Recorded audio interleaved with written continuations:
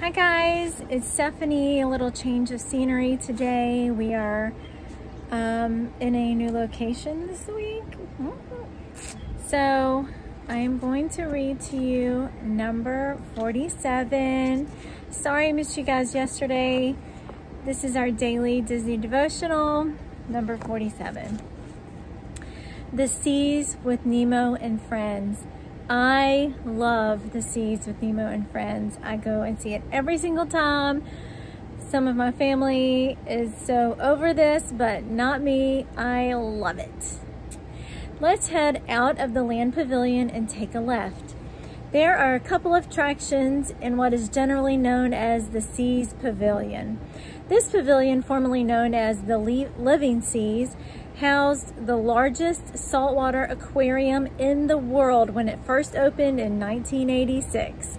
It has since lost that record as bigger aquariums have been built, but it is still an amazing sight. The pavilion also houses 2 attractions and a restaurant.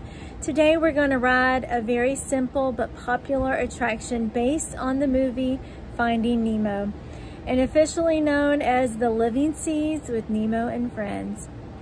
The Nemo ride, as we like to call it, is an easier replace with the Living Seas ride that opened in 1986 with the Living Pavilion.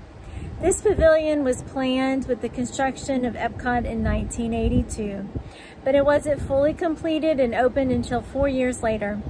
At that time, guests could board what are known as sea cabs and travel along the aquarium floor after, after riding down a fake elevator called a hydrolator. In 2007, Imagineers replaced the sea cabs with clam mobiles and rethemed the ride after the popular movie Finding Nemo. It is said that Spaceship Earth, aka the Epcot Ball, could actually fit completely inside the aquarium. It remained the largest aquarium until one in Atlanta, Georgia was built. The 6 million gallon aquarium houses 8,500 creatures, and guests can watch the feedings twice a day. Only the sharks are fed after hours at night with a special light so they won't feed on the fish during the day. Okay.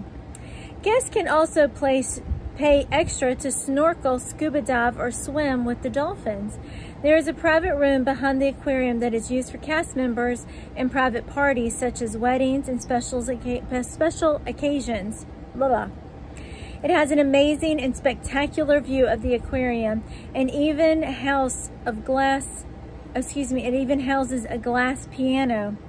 The Nemo ride itself is a trip through the famous movie and can accommodate 2,200 guests per hour as it is a continuous moving track. Have you ever seen Finding Nemo, the movie? It's another Disney hit, a great movie and a great story. In fact, the Finding Nemo show in the Animal Kingdom, based on the film, is one of my favorite shows in all of Disney. Yes, that is my favorite show in all of Disney, and I'm sure we'll talk about that later. The movie is obviously about the clownfish Nemo and how he gets lost and separated from his father. The rest of the movie, page turn, is about his journey to find his way back to his dad. If you can't figure out the lesson from this story, you may need to read Luke 15, the famous biblical parable. This movie, while probably not based on Luke, on this well-known, let me read that sentence again. This movie, while probably not based on this well-known parable of Jesus's, is very similar. In that chapter of Luke, we actually see 3 parables of Jesus based on something or someone being lost: a sheep, a coin, and a son. Jesus' main point in all 3 of these stories is that God rejoices when someone who is lost finds their way back to Him. It doesn't matter how we've gotten lost, how much we've sinned, how far we've strayed. God is always there, waiting with open arms to welcome us back. He is just like the father in the lost son parable, as we know, like Nemo's dad in the movie. This is by far my favorite parable of Jesus because it represents so much hope.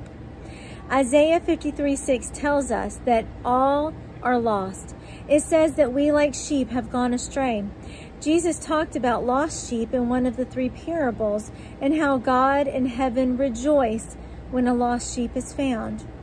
The Nemo ride is simple. I actually wish there was a little more to it. It's still fun and a nice, peaceful, entertaining ride through the story.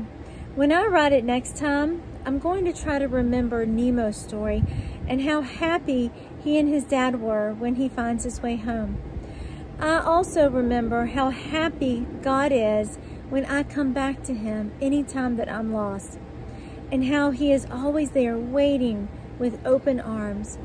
Remember that you can never be too lost that you can't find your way back to God. What an awesome God he is. That's so true. And you know what I love about that movie is how far Marlin, Nemo's dad, goes to find his son. He crosses an entire ocean to pursue him. He never gives up looking for his son. And that's how God is with us. He never gives up. He's always, always trying to draw us back to him.